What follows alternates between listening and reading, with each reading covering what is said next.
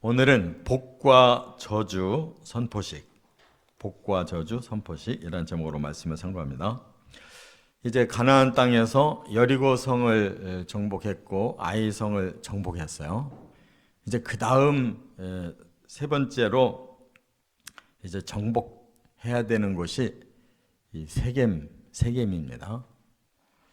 그런데 지금 이 세겜에 대한 정복 얘기가 없어요. 그 대신 앞에서 신명기에서 하나님이 모세 보고 이제 가르쳐 주신 대로 모세가 백성들에게 설교를 했잖아요. 설교를 하면서 백성들에게 얘기한 것이 뭐냐? 너희가 이제 세겜에 가거든 축복과 저주에 대한 이 선포를 꼭 해야 된다. 이렇게 말씀을 했어요. 그래서 신명기 11장 29절에 보면 이렇게 말씀했어요. 네가 가서 차지할 땅으로 너를 인도하여 들이실 때 그리심산에서 축복을 선포하고 에발산에서 저주를 선포하라.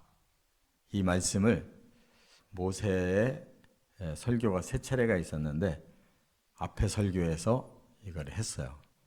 그 다음에 이제 27장으로 신명기 27장으로 넘어가면 뒤에 설교에서 더 구체적으로 얘기를 했어요.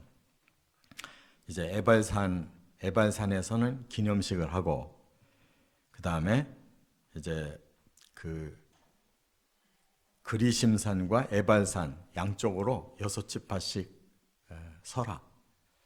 그래서 그리심산에서 선 6지파는 축복을 선포하고 또 에발산의 선 6지파는 이제 저주를 선포하면 양쪽에서 아멘 아멘 하고 다 그 선포를 받아들여라 이렇게 얘기를 했어요. 그러면 이것은 이미 약속되어 있는 거예요. 약속. 그럼 하나님의 언약을 왜 그곳에서 선포하느냐, 이제 이게 중요한 거예요. 그것은 이제 여리고 아이성 다음에 이제 올라가면 그 중심부가 세겜인데 이 세겜은 굉장히 역사가 깊은 도시예요. 이스라엘에서는 도시예요. 그래서 아브라함이 가나안 땅 딱 들어와서 첫 번째로 제단 쌓은 곳이 이 세겜 땅이에요. 또 야곱도 하란으로 도망가서 20년 만에 이제 가족과 또 짐승 떼를 데리고 와서 제단 쌓고 10년 동안 산 곳이 세겜이에요. 굉장히 중요한 땅이란 말이에요. 그러니까 여리고 아이성을 지나서는 더 중심부로 들어간 바로 세겜 땅인 거예요. 그래서 이제 일단 두 성을 정복하는 것도 중요하지만 더 중요한 것은 이제 하나님의 그 언약의 말씀이 선포돼서 백성들이 영적으로 다시 한번 무장하고 나머지 북방을 정복하고 다시 남방을 정복해가지고 이렇게 중앙에서부터 북쪽, 남쪽으로 이렇게 전부 정복을 하는 그런 과정을 밟았단 말이에요. 그러니까 하나님의 그 작전은 우리는 그냥 읽다 보면은 막 뒤죽박죽인 것 같잖아요. 근데 절대 그렇지 않아요. 하나님은 아주 논리정연하게 이렇게 질서 있게 메시지를 주셨고 그것이 거기에 도달되면 바로 그것이 이루어지도록. 그래서 다시 영적인 무장을 하고 중부, 북부, 남부를 정복하도록 이렇게 하신 거예요. 다 이해하셨죠? 그러니까 우리도 정신 바짝 차리고 말씀 읽어야지 그냥 멍하니 듣다가 뭐 어떤 한 말씀 내게 들어오면 아 이게 오늘 하나님 내 메시지인가 보다 이렇게 점치듯이 하면 안 돼요. 말씀은 통째로 하나님이 주신 그 뼈대를 알고 거기서 우리에게 개별적으로 주시는 깨달음과 또 영성을 가져야지 아무것도 모르고 그냥 어느 하나만 딱 붙잡고 나가는 거는 미신이에요. 그래서 하나님께서 이렇게 행하라고 모세에게 이미 일러줬고, 모세는 가나안 땅 들어갈 사람들한테 미리 얘기를 다 해줬어요. 그래서 이제 여호수아가 앞장서서 세겜 땅에서 이 일을 했다라고 여기에 밝히고 있어요. 여호수아 8장은 그대로 실행했다 그 말이에요. 그러면 왜 이렇게 했느냐?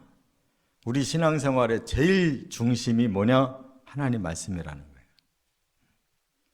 그래서 하나님 말씀을 어떻게 우리 중심부에 넣고 말씀대로 사느냐 하는 방법을 여기 세 가지로 가르쳐준 거예요. 첫째, 30절 31절에 보면 에발산에 제단을 쌓아라 그랬어요. 이 제단은 뭐예요? 거기에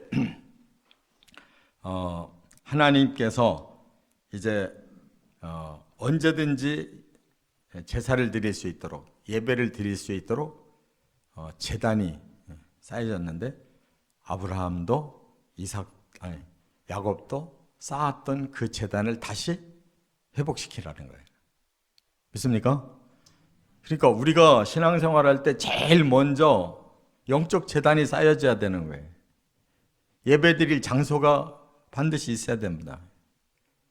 가정이 세워졌으면 가정에서 예배드려야 되고, 교회가 세워지면 교회에서 예배드리고, 국가가 세워지면 국가에서 예배드리고, 학교가 세워지면 학교에서 예배드리고, 거기에 가장 우리가 살아가는 공동체 중심부에 예배가 들어가야 된다 그거예요. 그래서 영국에서부터 그 압박을 많이 받은 이 개신교회 청교도가 바로 유럽에서부터 이렇게 이제 개신교를 세워 나갈 때 우리나라도 그 영향을 그대로 받았잖아요. 미국이나 캐나다나 호주나 이런 선교사들이 우리나라 와서 뭐 해줬느냐? 바로 교회 져주고, 학교 져주고, 병원 져주고 하면서 거기서부터 예배와 복음 전도가 이루어진 거예요. 믿습니까? 우리도 선교사가 나가면 바로 그렇게 하고 있어요. 그게 제일 필요한 거예요. 그 사람들의. 그런데 우리는 그 사람들의 필요를 채워주면서 거기에서 예배가 시작돼야 되는 거예요. 예배드리고 전도하고. 우리 교회 뭐 했냐고. 우리 교회 뭐 했나 한번 보세요. 일산에서 세워져서 뭐 했나. 지금 교회만 하나 덩그러니 있는 거예요. 아무것도 없어요. 그래서 문화복지 사역을 하고 있는 거라고. 믿습니까? 그거라도 있어야 되니까. 그런데 그거마저도 확장이 안 돼가지고 이게 뭐야? 그러니까 하나님께서 우리에게 가르쳐 주신 원리대로 우리가 순종하면 바로 사람들이 사는 곳에는 하나님의 제단이 세워지고 그곳에 사람들에게 필요한 것들이 나누어져서 그들이 하나님을 만나고 성도를 만나고 전도가 되고 필요를 채움으로 봉사와 긍휼의 사역이 이루어지고 치유의 사역이 이루어지고 이렇게 돼야 된단 말이에요. 멍하니 그냥 교회만 왔다 갔다 하는 게 아니란 말이에요. 목표를 둬야 될 줄 믿습니다. 그렇기 때문에 이렇게 에발산에 들어가서 한 중앙에서부터 하나님의 영적 제단이 세워지고 거기에서 충성의 제사와 화목의 제사를 드리라고 그랬어요. 번제와 화목제. 그 뭐예요? 그 땅을 복음화하라는 거예요. 그리고 우리 사람들은 바로 그 제단을 통해서 우리의 내면을 계속 들여다보는 거예요. 왜냐하면 사람은 너무 연약해. 그래서 뭐 한 번 말씀 들었다고, 한 번 기도 응답 받았다고 그걸로 계속 가는 게 아니에요. 계속 하나님의 그 말씀을 새기는 작업이 필요해요. 계속 기도가 필요해요. 계속 말씀에 그 양식이 필요하단 말이에요. 이게 계속되도록 한 거예요. 제단이 살아나야 되는 거예요. 그래서 우리가 어떤 일을 하든지 바로 이 말씀이 그 제단에서 생명력 있게 증거되고, 그리고 부족하고 연약한 우리들이 주님의 앞에서 우리의 죄를 회개하고 다시 하나님 안에서 충성을 맹세하고 화목하게 이렇게 신앙생활이 정상화돼야 된다는 거 꼭 깨달아야 될 줄 믿습니다. 두 번째, 32절에 보면 큰 돌에다가 율법을 기록해라 그랬어요.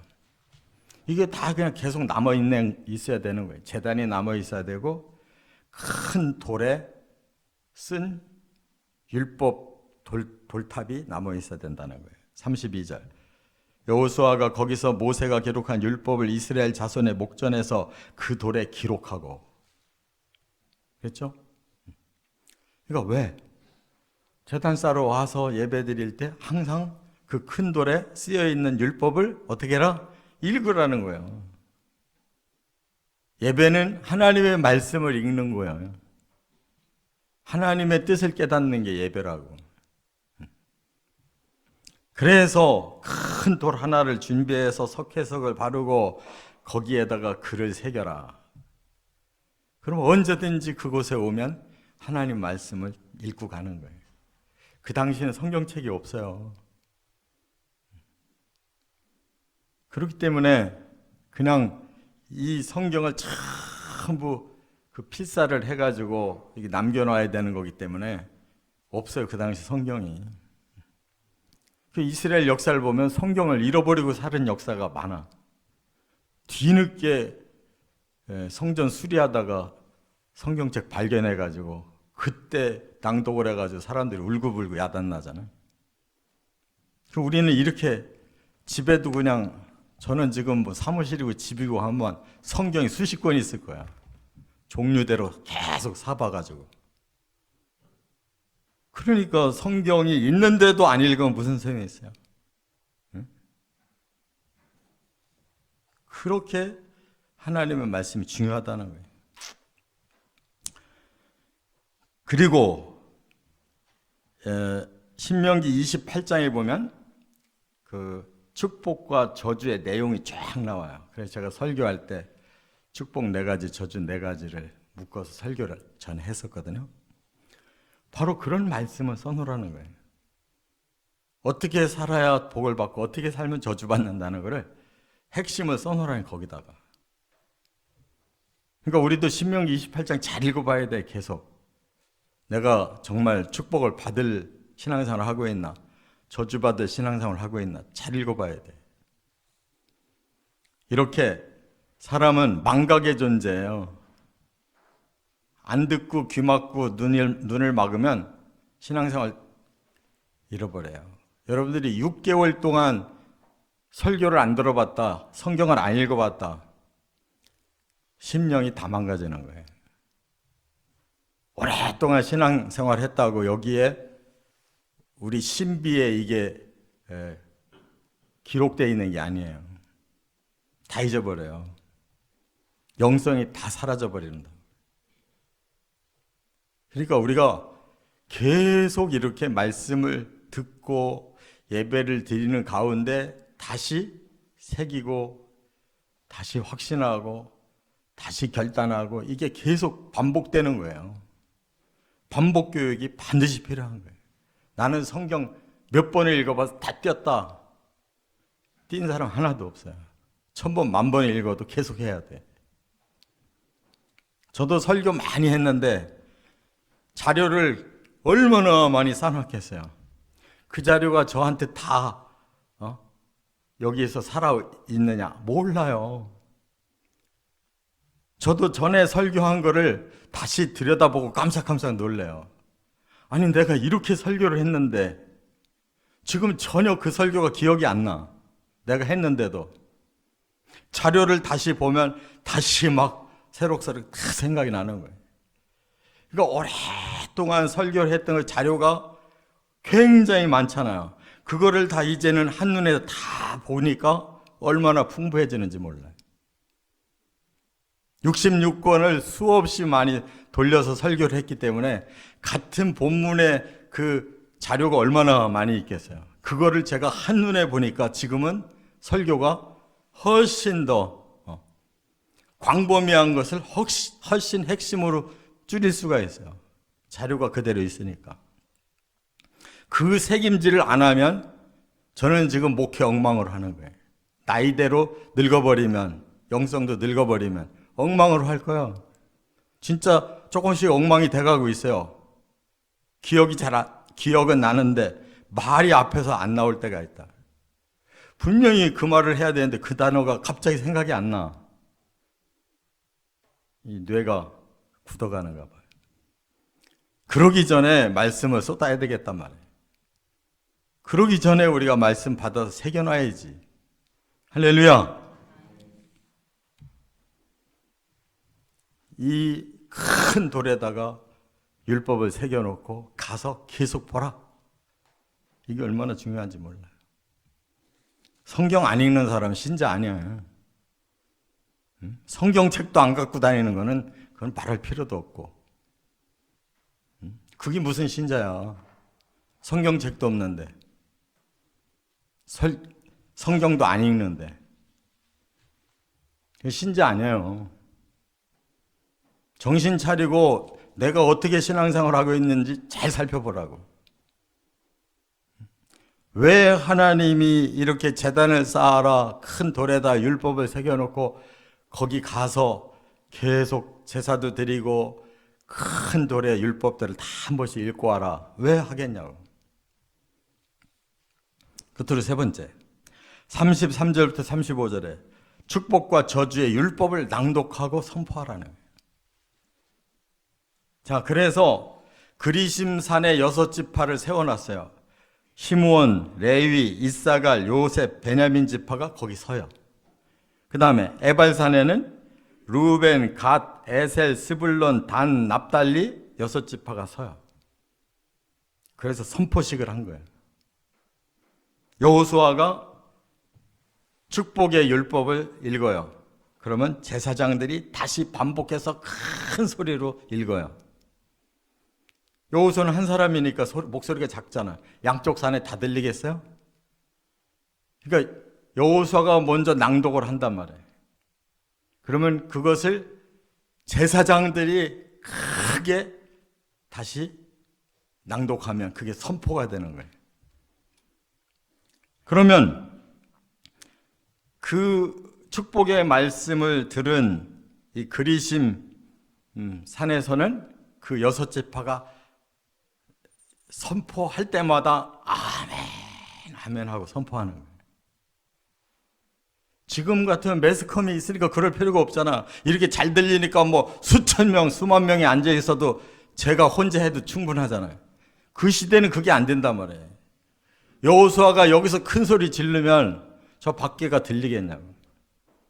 그러니까 제사장들이 그 낭독한 율법 말씀을 다시 크게 선포하면 그때마다 아멘, 아멘 하고 6지파가 소리를 질렀으니 얼마나 컸겠냐고. 아멘이 뭐였어요? 하나님 그 말씀 100% 맞는 말씀이고 하나님 그 말씀 100% 순종하겠습니다. 이게 아멘이란 말이에요. 이렇게 그리심산에서 축복을, 에발산에서 저주를 전 이스라엘 백성들이 한 사람이 낭독하고 다수의 제사장이 선포하면 6지파의 백성들이 전부 다 응답했단 말이에요. 얼마나 웅장했겠어요. 거기에 얼마나 하나님의 영광이 풍성해졌겠냐고. 이와 같이 우리는 하나님의 말씀을 책임질해야 된다는 거예요. 제단 쌓는 것도, 큰 돌비를 세우는 것도, 이렇게 선포식을 하는 것도 다 말씀을 제대로 깨닫고 말씀을 순종하라는데 방점이 있는 거예요. 그러니까 제가 설교를 하면서 뭐 엉뚱한 얘기, 뭐 무슨 예화, 뭐 시국 얘기, 뭐 이런 거 100번 하면 아무 소용없어요. 그냥 강의한 거지, 그거는 강의. 제가 요 본문의 내용이 뭔가만 제대로 밝혀줘도 이건 하나님의 말씀의 선포라고. 본문을 벗어나면 안 돼요. 그래서 그날 정해진 본문을 그대로 잘 제가 해석해서 정리해서 전해주는, 솔직히 말해서 성경 10번 읽는 것보다 훨씬 바르게 한눈에 깨닫는 거예요. 설교를 잘 들으세요. 엉망으로 이런저런 얘기하는 설교 듣지 말고 본문을 제대로 해석해서 제대로 정리해서 전해주는 설교를 들으세요. 꼭 제 설교 들으라는 얘기는 아니에요. 신앙생활 잘하는 비결은 정확한 말씀을 제대로 듣고 실천하면 되는 거예요. 저주가 아니라 바로 축복이 저와 여러분의 삶에 임하기를 주의 이름으로 축원합니다.